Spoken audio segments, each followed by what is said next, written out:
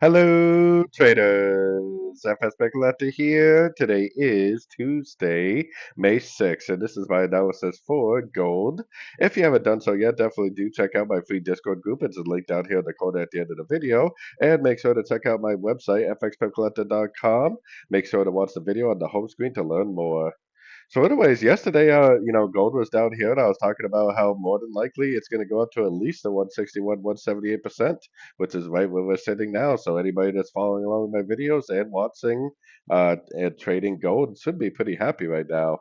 I think that gold is very likely an A, B, and a C of wave B.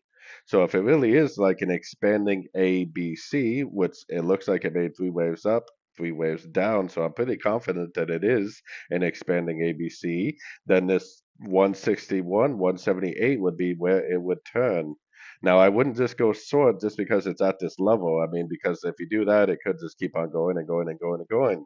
I would want to see a reaction. I would want to see price react to these levels. So if it like goes up a little more and then goes down, it gives you a nice clear break of structure to the downside. That, to me, is what would prove that this really is the end of an ABC of B, and that would be my entry to go short, potentially for the continuation of the downtrend, which actually I think would likely be a wave C of wave 4 based on the higher time frames. So, this first push down is the A, you get an expanding flat wave B, and then you get another push down for a wave C. So anyways, don't forget to like and subscribe, and as always, thank you for watching and happy trading.